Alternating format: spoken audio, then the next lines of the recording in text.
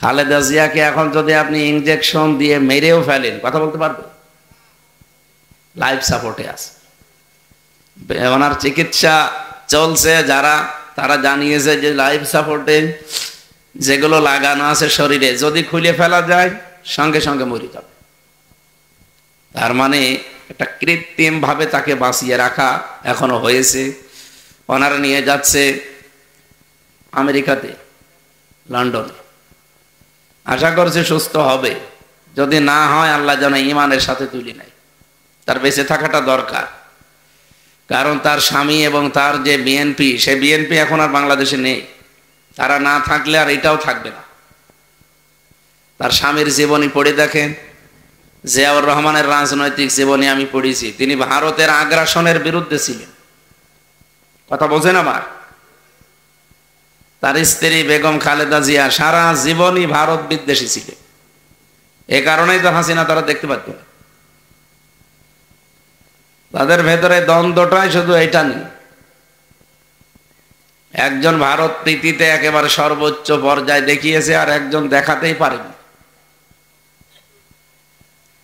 এ কারণে এখন তার ফিরে আসা যেহেতু আর হাসিনার সম্ভব না, কারণ তার যে ফাঁসির আদেশ দিয়েছে, তার এখন যদি ফাঁসি থেকে বাঁচতে হয়, বাংলাদেশে একটা পদ্ধতি বাকি আছে।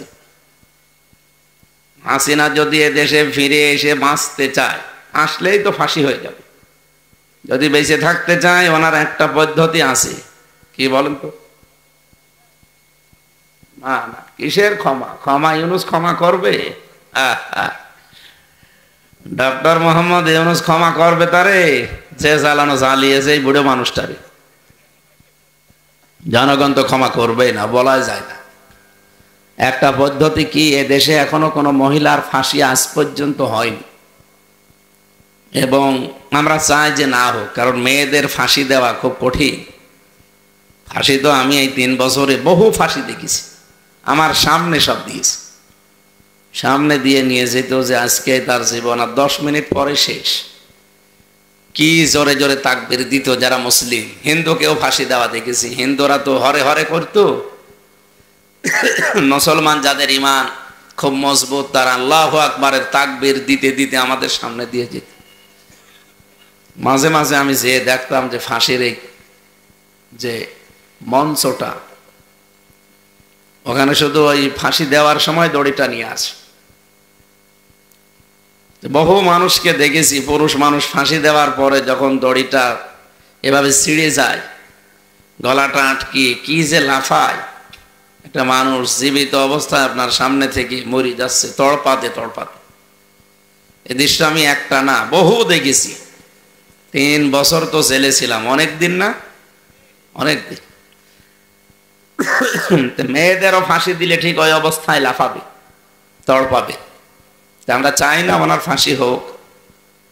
উনি বাঁচতে চাইলে একটা পদ্ধতি আছে, যেখানে আছে ওই দাদা মোদিরে মুসলমান বানিয়ে বিয়ে করে একটা সন্তান পেটে নেওয়া লাগবে। তাছাড়া বাঁচার কোনো উপায় নেই, কারণ সন্তান পেটে থাকলে তার ফাঁসি হয় না।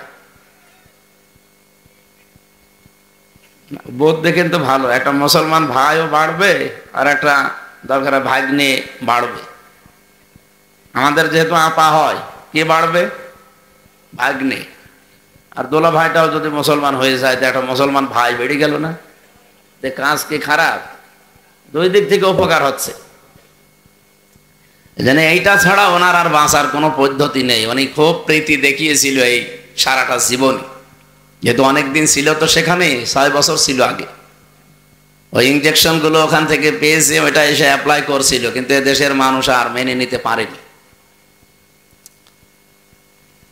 ওখানে আরো যারা ছিল তাদেরকেও এভাবে ইঞ্জেকশন দিয়েছে, ওরকম বিভিন্ন জিনিস তাদেরও খাওয়িয়েছে। তারা এখন এসে প্রীতি দেখাচ্ছে। মাঝে মাঝে তাদের কথা শুনবেন, তারা বলে না ভারত কিন্তু অনেক বড় দল। বড় দল তাতে কি হয়েছে? বড় দেশ তাতে কি হয়েছে? তাছাড়া যে বড় দেশ নেই পৃথিবীতে। বাংলাদেশের চাইতে ভারত 29 ডবল। কত বলেন বলেন? প্রায় প্রদেশগুলো আমি ঘুরে ঘুরে এসেছি। আমার তো এই দেশে আগে কথা বলতে দিত না আল্লাহর ওলিরা, ওই দেশে থাকতাম বেশি। ওই 16, 17, 18, 19 এই সমস্ত সালগুলো এই দেশে তো থাকতেই দেয়নি, কথা বলা তো দূরের কথা। আর বাকি 20 সাল থেকে তো জেলেই ছিলাম। কিন্তু আমেরিকা বাংলাদেশের চাইতে 59 ডবল। কত? ভারতের চাইতে ছোট। চীনও ভারতের চাইতে বড়।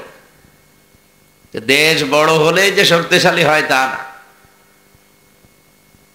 মাল থাকা লাগে ভেতরে। ওদের যত মানুষই আছে ওদের ভেতরে একটা ভয় আছে, কারণ সে জিনিস ঈমান নেই। আর আমাদের মানুষ যাই হোক, আমাদের ভেতরে যে ঈমান আছে পাওয়ার দিকেছে। এক আবুল সরকার শুধু গাল দিয়েছে, ওরে মনে হয় যে নামাজ পড়ে না, সেও গালি দেয়। আমি কি বেশি বললাম? যে নামাজ পড়ে না, ঈদের নামাজও পড়ে না, সেও গালি দিচ্ছে। ওনার জন্য দোয়া করছি মন থেকে, শুধু এই কারণে উনি ভারতের আগ্রাসনের বিরুদ্ধে সারা জীবন লড়াই করেছেন। এখনো যদি সুস্থ থাকতেন, বেঁচে থাকতেন, এভাবেই করতেন। এই জন্য তার বেঁচে থাকাটা দরকার। ওনার এই যে কথাবার্তা আল্লাহ বন্ধ করে দিয়েছে। এখন যতই আপনি পিটান, যত ইনজেকশন দেন, কথা কিন্তু আর বলতে পারছে না। তার মানে হাদিস কোরআনের ব্যাখ্যা অনুযায়ী ওনারা যে ফেরেশতারা যে দায়িত্বগুলো পালন করে, ওইটা পালন করা বন্ধ করে দিয়েছে। মরণের আগে একজন পানি যে সরবরাহ করে, এই ফেরেশতা এসে বলে, আল্লাহর বান্দা হামজা, তোমার জন্য তামাম পৃথিবী সব ঘুরে আসলাম, এক ছটাক পানিও তোমার জন্য আর বরাদ্দ নেই, আমি বিদায় নিলাম। এতদিন তোমার জন্য ছিলাম, আমি কাজ করতাম, কিন্তু এখন দেখছি যে এক ছটাক পানিও তোমার জন্য আর তামাম দুনিয়ায় নেই। খাবারের যে দায়িত্ব আছে ফেরেশতা, ওটা এসে বলে, হামজা, তামাম পৃথিবী ঘুরলাম, কিন্তু 100টা খাবারও তোমার জন্য আর বরাদ্দ নেই, আমি এতদিন ছিলাম, এখন বিদায় নিলাম, থাকো। একটা একটা করে প্রত্যেকটা ফেরেশতা এসে যখন বিদায় নিয়ে চলে যায়, সর্বশেষ আসে হযরতে আজরাইল। কে? বলেন বলেন। হযরতে আজরাইল ফেরেশতা আসে। উনি আর অনুমতি নেওয়ার জন্য না, উনি এসে জান কবজ করে। এই পৃথিবীতে শুধু 2 জন মানুষের কাছে হযরতে আজরাইল অনুমতি চেয়েছিলেন।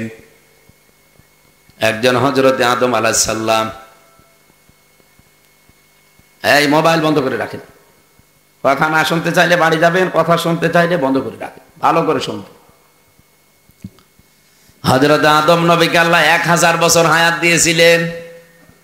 উনি ওনার সন্তান হযরতে ইদ্রিস নবী আলাইহিস সালামকে কিছু হায়াত দান করে দিয়েছিলেন। হযরতে আদমের সামনে যখন তার সন্তানগুলো এনে রাখলেন যে কার হায়াত কতদিন, এতদিন বাঁচবে, এতদিন বাঁচবে, আল্লাহ পাক হযরতে ইদ্রিস নবীর দিকে তাকিয়ে বললেন, আল্লাহ একটা বিচার হইল, আমারে দিয়েছো 1000 বছর হায়াত, আর আমার সন্তান মাত্র 60 বছর। এটা তো মেনে নেওয়া যায় না, এর হায়াতটা তুমি আর একটু বাড়িয়ে দাও। আল্লাহ বলেন, না, কলম দিয়ে লেখা হয়ে গেছে, আর কলমের কালি শুকিয়ে গেছে, আর লেখা সম্ভব না। তুমি যদি কিছু করতে চাও, নিজের হায়াত থেকে ওরে ধার দাও। সন্তান হিসাবে হযরতে আদম নবী ওই দিন ইদ্রিস নবীকে হায়াত ধার দিয়েছিলেন 40 বছর। কত? উনি বললেন অন্তত তারে 100 বছর বাঁচার মতো একটা ব্যবস্থা করে দেন। উনি 100 বছরের দুনিয়ায় বেশি ছিলেন হযরতে ইদ্রিস নবী। আদম নবী যেহেতু 40 বছর ধার দিয়েছে, থাকবে কতদিন?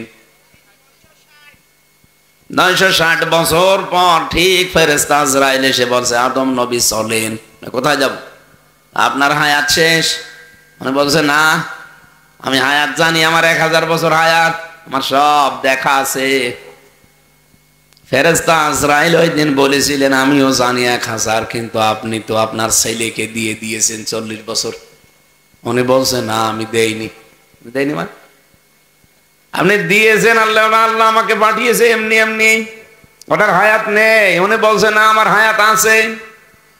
এই দিন এসেছিলেন অনুমতি নিতে। হযরতে আজরাইল আল্লাহকে বলে, রব্বুল আলামিন, তোমার প্রথম মানুষ, প্রথম নবীর কাছে গিয়েছিলাম, কিন্তু সে তো আসতে চায় না। বলে নাকি হায়াত তার ছেলেকে দেয়নি, ও ভুলে গেছে। ওই দিনের পর থেকে কোনো কিছু কাউকে দিলে নিলে লিখে রাখার বিধান। মানুষ কিন্তু ভুলে যায়। মানুষ কি হয়, এদেশের বহু মানুষ আবেগে লাফায়, কিন্তু জায়গা মতো সে অনেকে ভুলে যায়, কারণ এটা মানুষের স্বভাব। নিসিয়ান থেকে শব্দটা এসেছে, নাস, ভুলে যায়। এই কারণেই মানুষের আরবি নাম কি বলেন বলুন। আবুল সরকার বলছে কুল আউযু বিরাব্বিন নাস, আল্লাহ নাচতে বুঝেছে, অথচ নাচ মানে কি মানুষ। নাচের বাংলা অর্থ কি? এই যে মানুষ ভুলে যায় যে কোনো বিষয়, এই জন্য মানুষকে নাচ বলা হয়। হযরতে আদম নবীকে আল্লাহ পাক ফেরেশতা আজরাইল এসে এই লোকটার কাছে, এই নবীর কাছে অনুমতি নিয়েছিল, কারণ তিনি ভুলে গিয়েছিলেন। উনি 960 বছর পরেই লক্ষ্য করে বলেন, কি আমি এখনো 40 বছর পরে মরবো? আর আজরাইল আগে চলে এসেছে যে না, আপনার তো হায়াতই নেই, আপনি তো দান করে দিয়েছেন। দ্বিতীয় নম্বরে আর একজনের কাছে অনুমতি নেওয়ার জন্য এসেছিল, তাছাড়া পৃথিবীতে কারো কাছে যে অনুমতি নেয়নি। আর এক নবীর কাছে এসেছিল অনুমতি নেওয়ার জন্য না, সরাসরি এসে বলছে আপনাকে আমি জান কবজ করতে এসেছি, অনুমতি নিতে না। হযরতে মূসা, বুখারী শরীফে পেয়েছি, হযরতে মূসা অনুমতি চাওয়া না, এক থাপ্পড় দিয়ে আজরাইলের ডান চোখ বের করে ফেলেছিলেন। চোখ হাতে নিয়ে বলে, রব্বুল আলামিন, গিয়েছিলাম ভালো জায়গায়, নবী মনে করে, দেখেন আমার চোখ বের করে দিয়েছে। কেন বিয়াদবি করিস? না, আমি যে দান কবজ করতে গেছি, তুমি আমাকে বানিয়েছো দান কবজের জন্য মালাকুল মাউত। না, তুমি কিছু করেছো না, তোমার নবী মূসা তো মারার কথা না। ফেরেশতা আজরাইল বলে, আল্লাহ কিছু করি নাই, শুধু সালাম দিতে মনে ছিল না। আল্লাহ পাক বলেন, এই জন্যই তো বলছি কিছু না কিছু করেছো, সালাম না দিয়ে গেলে কেন? তো আমারও ছাড়ে না মাঝে মাঝে, এমন এমন প্রশ্ন করে। মূসা নবী পৃথিবীতে সবচাইতে বেশি প্রশ্ন করেছিলেন আল্লাহকে। এ কোরআন শরীফে